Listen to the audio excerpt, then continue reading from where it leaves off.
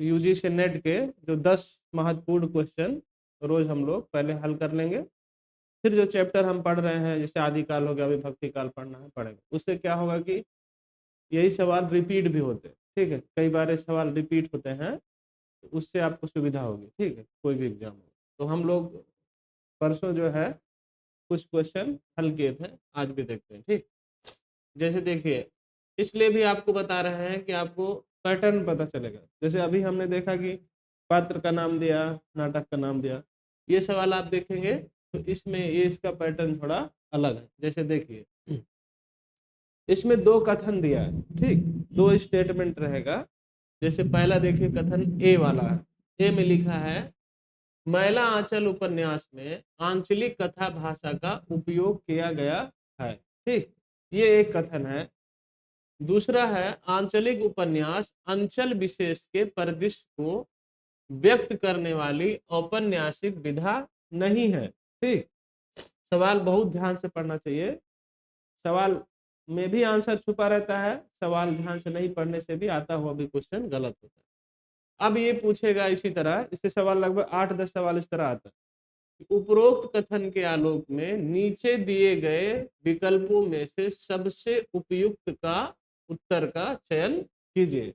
अब विकल्प कौन है, देखिए लिखा है ए और आर दोनों सत्य हैं और आर ए की सही व्याख्या है। मतलब ऊपर जो लिखा है आर उसकी सही व्याख्या कर रहा है, ठीक।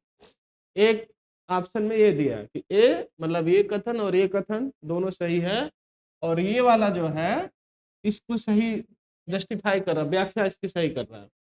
दूसरा दे दिया है ए और आर दोनों सत्य हैं और आर ए की सही व्याख्या नहीं है, ठीक।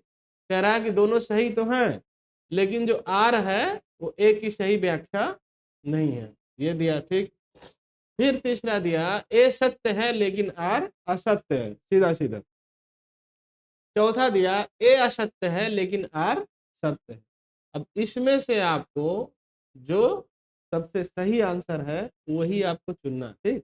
तो आप देख रहे हैं कि सवाल कोई भारी नहीं है, लेकिन इस तरीके से पूछा है कि आपको समझने में समय लगता है, ठीक। और देख के उसमें जो आपको लगे कि जो सबसे सही है वही करना। तो ये आंसर आप कब करोगे, जब हम उपन्यास विधा पढ़ेंगे, तो उसमें उपन्यास विधा में एक आंचलिक उपन्यास आता है, ठीक। जैसे प्रेमचंद के उपन्यास है, सामाजिक उपन्यास हो गए, उनके पहले भी सामाजिक उपन्यास लिखे गए। मनोविश्लेषणवादी उपन्यास आए अज्ञेय के, जैनेन्द्र के, इलाचंद जोशी के। उसके बाद उसी में एक आंचलिक उपन्यास की एक धारा चली, ठीक, जिसमें कि नागार्जुन की कुछ रचनाएं हैं, जो कुछ उपन्यास है, ठीक है, वो भी जो है आंचलिक उपन्यास में आते हैं। और सबसे ज्यादा प्रसिद्ध हुआ कौन, मैला आंचल जब आया, खड़ेश्वर नाथ रेणु, वो भी बिहार के पूर्णिया जिले के, उन्होंने जब लिखा मैला आंचल तो एक मतलब परंपरा ही बन गई। जैसे होता है ना, कोई जैसे कोई एक टॉपिक पे फिल्म सफल हो गई, बहुत सारा लोग उस पर फिल्म बनाने लगता है। उसी तरह से आप समझिए कि जब आंचलिक उपन्यास में जब मैला आंचल प्रसिद्ध हुआ तो बहुत सारे लोगों ने आंचलिक उपन्यास, अब आंचलिक उपन्यास क्या है, जब तक आप ये नहीं जानोगे आंचलिक उपन्यास क्या है तो आप नहीं कर पाओगे इसको। आंचलिक उपन्यास हुआ कि जैसे मान लीजिए कोई अंग्रेजी में उपन्यास लिखा गया या कोई खड़ी हिंदी में, शुद्ध हिंदी में उपन्यास लिखा गया, तो सभी लोग पढ़ लेंगे, समझ लेंगे, सभी लोग जान जाएंगे, ठीक। आंचलिक उपन्यास ऐसा हुआ कि जो किसी एक अंचल, कोई गांव है, कोई जगह ऐसी है, कोई वहां के संस्कृत भाषा, रहन सहन, खान पान, उसको जो उपन्यास चित्रित करे उसको आंचलिक उपन्यास कहा जाता है। तो मैला आंचल आप देखेंगे कि मैला आंचल में पूर्णिया जो जिला है बिहार का, जहाँ के रेणु जी रहने वाले हैं, उसमें एक मेरीगंज नाम का गांव है, ठीक है। वही वही उस कथा के केंद्र में है। आप देखेंगे इसमें कोई नायक नहीं है। जैसे गोदान पढ़ेंगे, होरी है, धनिया है। इस उपन्यास में पात्र तो हैं लेकिन कोई नायक नहीं है। नायक कौन है, वही आंचल, जो पूर्णिया जिला का जो मेरीगंज गांव है, वही उसका नायक, वही के इर्द गिर्द कथा घूमती है। लगभग 1954 में उपन्यास आया था। 1954 मतलब नया नया देश आजाद हुआ था, तो उस समय नया नया आजाद देश में ग्रामीण जो इलाके हैं, ग्रामीण जैसे बिहार में, उत्तर प्रदेश में, ग्रामीण जो क्षेत्र है उसमें लोग कैसे रहते थे, उनके अंदर कैसी राजनीतिक चेतना थी, कैसे जातियों के नाम पर टोले बटे हुए थे, ठाकुर टोला, मौर्य टोला, इसी तरह से यादव टोला, तमाम सारे टोले बटे हुए थे। महामारी फैल रही थी, इलाज वगैरह के लिए सुविधा नहीं थी, ठीक। उसी में कुछ प्रेम प्रसंग का भी चित्रण आएगा। तमाम सारे राजनीतिक दल, ठीक, चाहे वो कम्युनिस्ट पार्टी हो, जो लाल झंडे वाली पार्टी है, या फिर जो कांग्रेसी हैं, ये लोगों के जो जमीनी स्तर पर क्या स्थिति थी, वो सब आपको इस उपन्यास में पढ़ने को मिलता है। इसमें एक पात्र भी है बावन दास नाम से, वो गांधी जी का प्रतीक, मतलब गांधी जी के जो विचार है उसको वो रिप्रेजेंट करता है। कहने का मतलब एक ही उपन्यास में आपको आजाद भारत की जो तस्वीर है वो एक अंचल के माध्यम से, इसकी भाषा भी आप देखेंगे तो कहीं कहीं गांव की भाषा एकदम लिखी मिलेगी आपको उपन्यास में, कि जो वहाँ मतलब पूर्णिया जिले में जो आसपास जो बोली जाती है वही यहाँ भाषा मिलेगी। तो इसमें क्या लिखा है, मैला आंचल उपन्यास में आंचलिक कथा भाषा का उपयोग किया गया। तो सही बात है भाई, अंचल आंचलिक उपन्यास है तो जिस अंचल में लिखा जा रहा है उसी की भाषा लिखा है उसमें। आप पढ़ेंगे भी तो देखेंगे कि ग्रामीण भाषा का इस्तेमाल हुआ। दूसरा इन्होंने कहा, आंचलिक उपन्यास विशेष के परिदृश्य को व्यक्त करने वाली, अंचल विशेष के परिदृश्य को व्यक्त करने वाली औपन्यासिक विधा नहीं है, ठीक। तो ये तो गलत है ना। जो आंचलिक उपन्यास है वो अंचल की ही तो विशेष बात को दिखा रहा है। जैसे अभी मैंने बताया आंचलिक उपन्यास क्या है, जो किसी अंचल विशेष की, पूरे देश में कहीं कोई एक जगह है, गांव है, जिला है, वहाँ की जो लोग संस्कृति है, वहाँ की जो सभ्यता है, वहाँ समाज कैसे है, राजनीति कैसे, उसको जो दिखा दिखा रहा है वही आंचलिक उपन्यास है। तो ये तो गलत हो गया ना। इसमें क्या लिखा है, आंचलिक उपन्यास अंचल विशेष के परिदृश्य को व्यक्त करने वाली औपन्यासिक विधा नहीं है, लेकिन वो है, इसलिए क्या हो गया, गलत हो गया। तो इसका उत्तर क्या हो जाएगा, ए सत्य है और आर असत्य, ठीक। तो ये जब हम पढ़ लेंगे तो ये भी कोई कठिन काम नहीं है, आप कर लेंगे, ठीक। इसके अलावा कुछ और इम्पोर्टेंट दिखाते हैं, ठीक। साहित्य से जुड़ा पहले हम लोग करते हैं, ठीक। यहाँ पे देखिए, यहाँ पे दिया है निम्नलिखित में रामदरस मिश्र के निबंध हैं।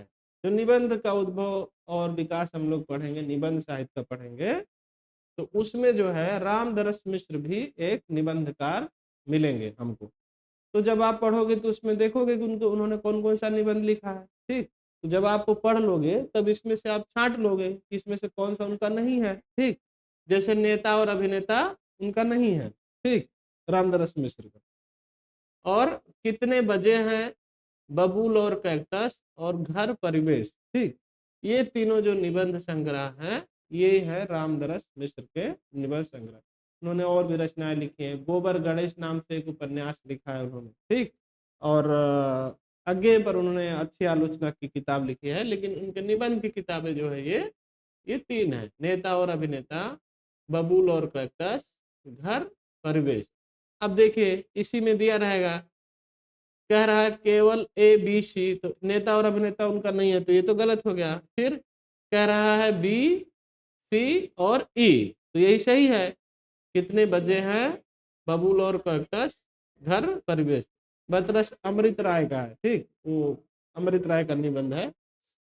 और इनका भी, इनको भी नाम तो याद नहीं आ रहा है, नेता अभिनेता, देखिए अभी बताएंगे, ध्यान आएंगे, क्लिक कर रहा है, बताएंगे। तो ये तीनों जो है उनके हैं, ये बबूल और कैक्टस, कितने बजे हैं, घर परिवेश, ये तीनों रामदरस मिश्र के निबंध हैं। देखिए इसके आगे देखिए आप, हाँ अब ये देखिए, दो सवाल किए हमने ना, तीसरा, ठीक।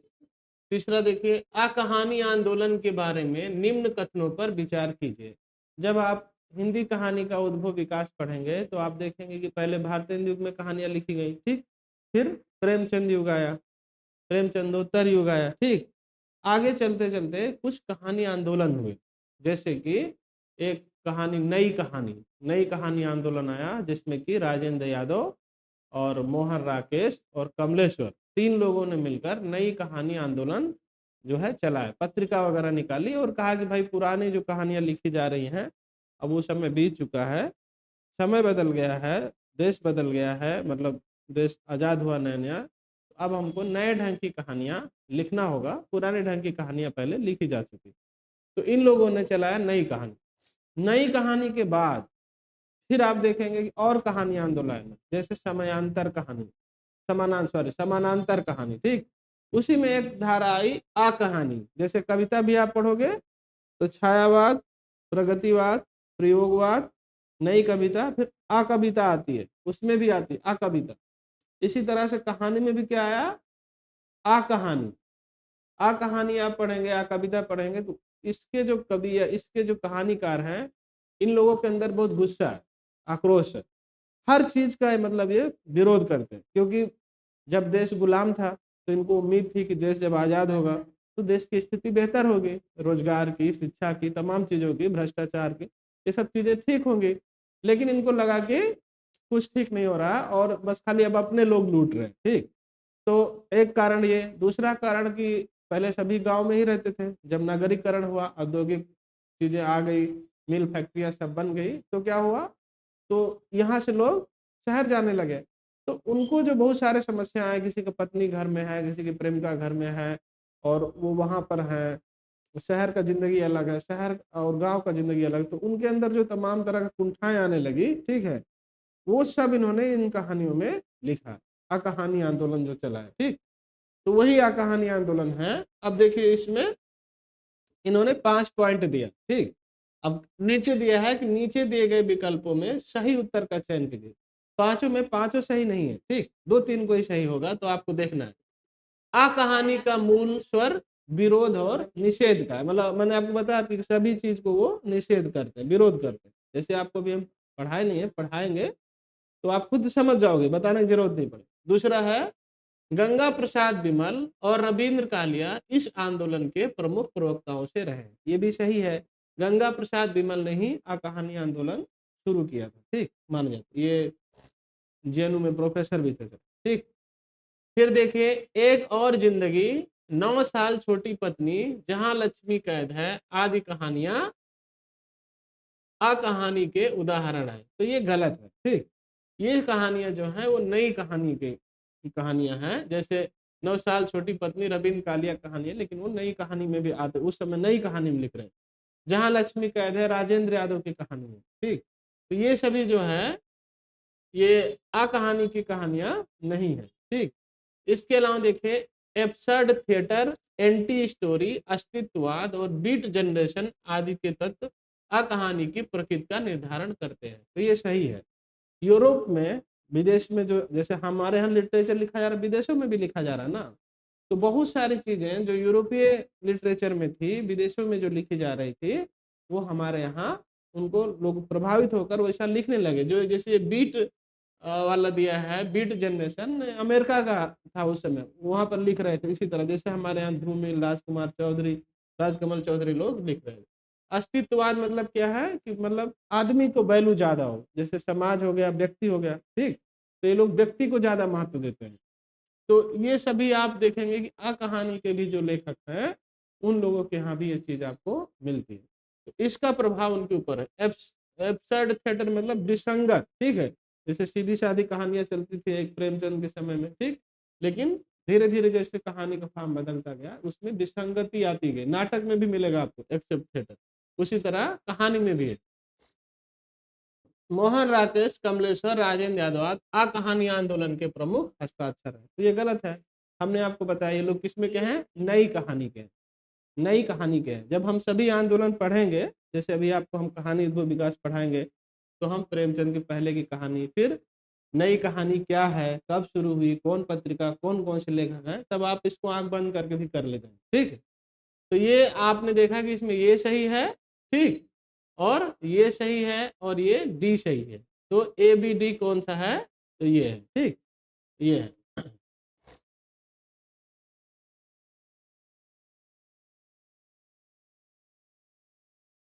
चलिए 3 सवाल हुआ, चौथा देखिए।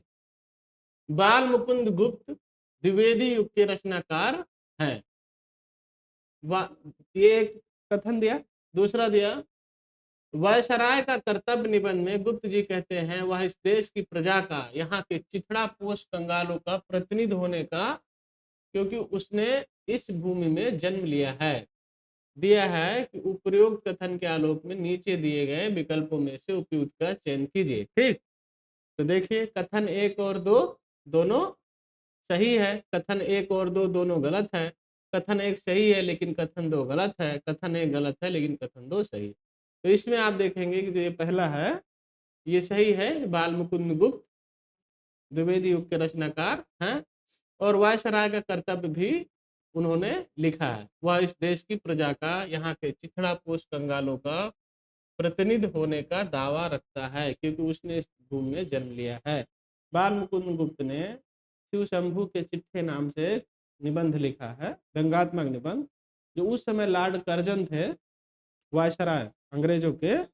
वो जो बहुत फिजूल खर्चियां करते थे, जैसे विक्टोरिया मेमोरियल जो कलकत्ता में है, वो उनको इम्प्रेस करने के लिए, प्रभावित करने के लिए विक्टोरिया को उन्होंने बनाया। इसी तरह वो दिल्ली आ रही थी तो उनके स्वागत में खूब सारा पैसा खर्च कराया, मूर्ति बनवाए, सब किया। तो इस सबसे क्षुब्ध होकर, गुस्सा होकर इन्होंने शिव शंभू के चिट्ठे नाम से एक व्यंग्यात्मक निबंध लिखा है। ठीक, और उसमें आप देखेंगे कि उन्होंने लिखा कि भाई जितना पैसा आप मूर्ति में खर्च कर रहे हैं, वो एक गरीब असहाय देश में जहाँ चिथड़ा भी पहनने को नहीं है, वहाँ इतना पैसा आप मूर्ति पे खर्च कर रहे हो, तो उसका कोई मतलब नहीं है। उस मूर्ति पर कल को कबूतर बैठेगा, उस पर बीट करेगा, उसका वही उतना रहेगा। लेकिन अगर यही पैसा आप जनता की भलाई में लगाते तो आपको भी, भले से आप अंग्रेज हो लेकिन आपका भी लोग सम्मान करेंगे। जैसे कुछ अंग्रेज भी हुए हैं, लॉर्ड रिपन वगैरह, जिनको इंडिया जब इतिहास आप पढ़ेंगे देखेंगे उनको सम्मान से याद किया गया, क्योंकि उन्होंने अपने लाइन से आगे जाकर उन्होंने जनता के बारे में थोड़ा सोचा था। तो इसमें ए और दो आर दोनों आपको सही मिलेंगे। ठीक, चलिए एक ये देखिए, ये पांचवा क्वेश्चन। हाँ, अभी हम लोग कविता पढ़ेंगे। कविता पढ़ ही रहे हैं, भक्ति काल हो गया, रीति काल, फिर भारतेंद्र युग, फिर द्विवेदी युग, फिर छायावाद, प्रगतिवाद, उसके बाद ही प्रयोगवाद आएगा। ठीक, इसमें प्रयोगवाद के बारे में सवाल है। पहला कथन है, अभिकथन, प्रयोगवादी कवि ने जिस नए सत्य के शोध और प्रेषण के नए माध्यम की खोज की घोषणा की थी, वह सत्य इसी मध्यवर्गीय समाज के व्यक्ति का सत्य था।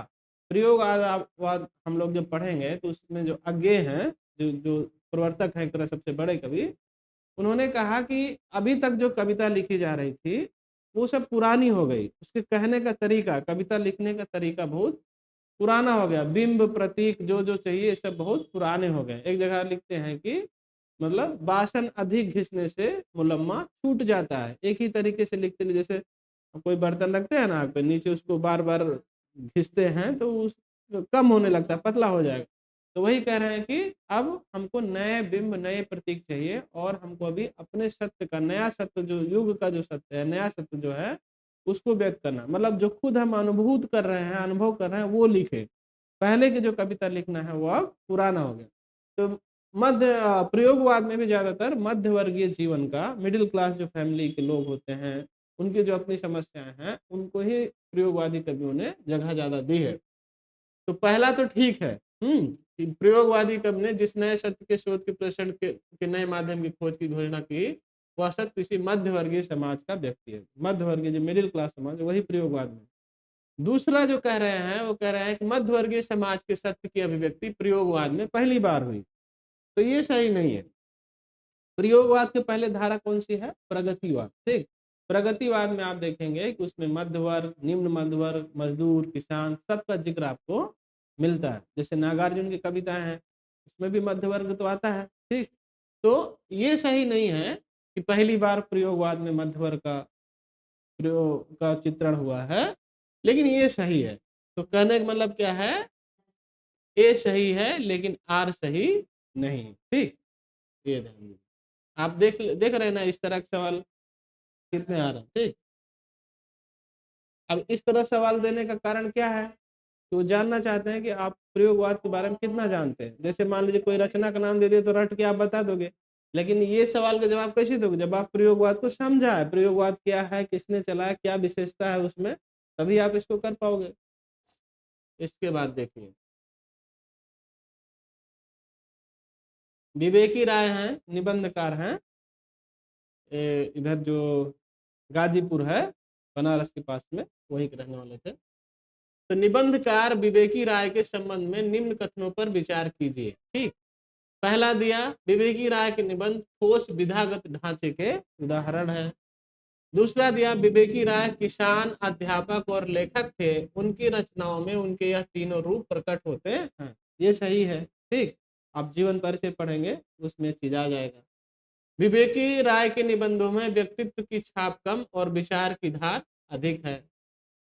ये नहीं सही है। विवेकी राय की भाषा भोजपुरी की धीमी आंच पर पकी भाषा है। तो इधर गाजीपुर, बनारस, आजमगढ़, जौनपुर, यहाँ सब भोजपुरी बोली जाती है, बिहार से सटा जिला है। ठीक, इसमें खड़ी बोली का व्याकरण है, पर छौक बघार सब भोजपुरी का है। छौक बघार जानते हैं ना, सब्जी बनाते हैं।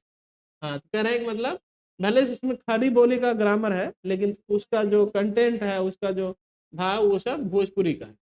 विवेकी राय के निबंध राष्ट्र के प्रति उनकी चिंताओं और सरोकारों का प्रतिफलन, देश के बारे में, समाज के बारे में जो सोच रहे थे उसको इन्होंने निबंध के रूप में लिखा है। तो आपने देखा कि ये वाला डी, ठीक, और डी और ई, तो आप देखिए 2 नंबर जो है बी, डी और ई, यही वाला सही है। ठीक, ये 2-3 सवाल और देख लेते हैं, फिर आगे बढ़ते हैं।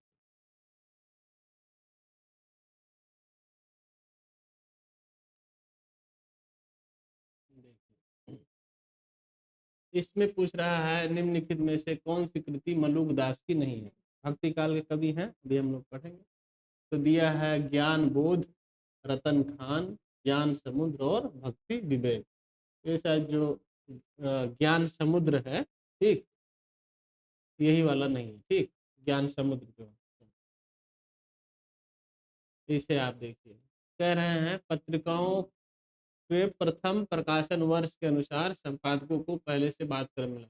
मतलब इसमें से पहले कौन आया जिसने पत्रिका प्रकाशित की, उसके बाद कौन आया। तो ये भारतीय युग में ज्यादा पत्रिकाएं लिखना शुरू हुई, निकालना। पहले जो है केशव राम भट्ट है, जिन्होंने बिहार बंधु नाम से पत्रिका निकाली थी।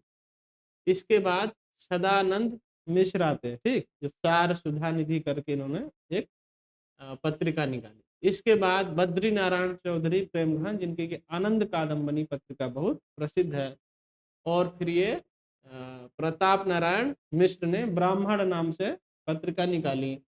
राज रामपाल सिंह ने हिंदुस्तान नाम से पत्रिका निकाली। मतलब पहले केशवराम भट्ट आए, उसके बाद सदानंद मिश्र आए, फिर प्रेमघन आए, फिर ये आए, फिर ये आए।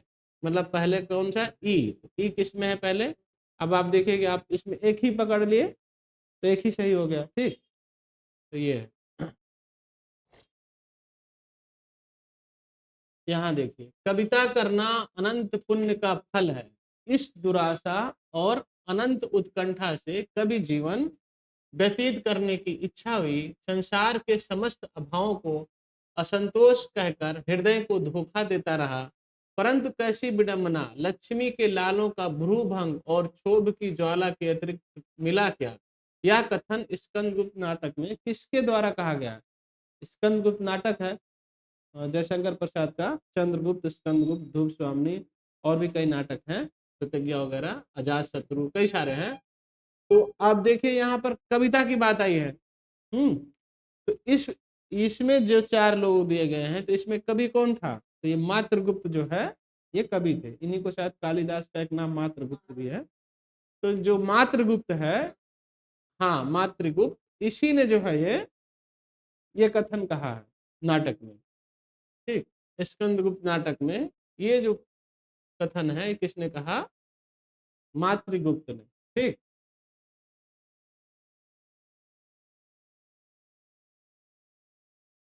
ये देखिए, शक्तिशाली हो विजयी बनो, यह आह्वान कामानी के किस सर्ग में मिलता है। कामानी जयशंकर प्रसाद का एक बहुत प्रसिद्ध महाकाव्य है, उसमें 15 सर्ग हैं, जिसमें कि ये श्रद्धा सर्ग जो है, पहला सर्ग चिंता है, दूसरा आशा है, तीसरा सर्ग श्रद्धा है। श्रद्धा कामानी की नायिका है एक तरह से। ठीक, और ये कह रही है किसको, शक्तिशाली विजयी बनो। तो कामानी में मनु, जो जिनको पहला पुरुष माना जाता है, और श्रद्धा की कहानी के माध्यम से आगे बढ़ाई गई है। तो मनु एकदम निराश बैठे रहते हैं, क्योंकि जल प्लावन होता है, बाढ़ आती, सब कुछ बह जाता है। ये देवकुल के थे, देवताओं के कुल के थे, लेकिन एक समय ऐसा आया कि अकेले पर्वत पे, हिमालय की चोटी पे बैठे हैं, कुछ भी दूर दूर तक कोई नजर नहीं आता, सब कुछ नष्ट हो चुका है। तो एकदम निराश है कि कहाँ देवकुल के लोग, इतने सारा भोग विलास, सारी चीजें, ठीक, कहाँ अभी कुछ नहीं है, सब कुछ नष्ट हो गया। तो चिंता है, मतलब अपने जीवन से उनको एकदम विरक्ति हो गई। कहते हैं विस्मृत अवसाद घेर ले, नीर होते अब चुप कर दो। बोला ऐसा कुछ हो जाए कि मेरी याददाश्त चली जाए, क्योंकि जब जब हम याद करेंगे तो हम याद करेंगे हम कितने सुख में थे और अभी कहाँ आ गए, ठीक, जीवन से हार गए मतलब एक तरह से। तो उनके जीवन में फिर श्रद्धा आती है, ठीक, श्रद्धा आती है, और श्रद्धा उनको हिम्मत देती है कि तुम देवकुल के हो और तुम्हारे शिराओं में जो है रक्त बह रहा है देवकुल का, तुम इतने दिनहीन क्यों हो, ठीक है, आगे बढ़ो और इस सृष्टि को बढ़ाओ। उसी में कहते हैं शक्तिशाली हो, विजयी बनो, ठीक, विश्व में गूंज रहा जयगान कर। तो ये कौन कहा है? श्रद्धा कहा है, और इसीलिए श्रद्धा सर्ग में ये बात मिलती है, ठीक। पूछ रहे हैं कि निम्नलिखित में से किस पात्र का संबंध चंद्रगुप्त नाटक से नहीं है?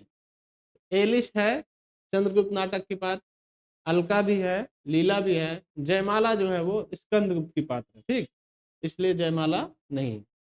तो आज हम लोग जो है इतना कर ले रहे हैं ऑब्जेक्टिव, अब 8-10 हो गया। अब हम थोड़ा भक्ति काल पढ़ लेते हैं, फिर 10 क्वेश्चन कल करेंगे, ठीक। देखिए एक ये सवाल दिया है, बचन सिंह किस कहानी का पात्र है? तो ये सब आपने पढ़ लिया है ना, तो देखिए तीनों में नहीं है ना, नहीं भी पढ़ा है आपने कहानी तो भी आप कर लेंगे, क्योंकि तीनों में नहीं है, तो फिर यही बचा, राजा निर्वंश, या ठीक। चलिए ठीक है सर, ऑब्जेक्टिव वाला हो गया।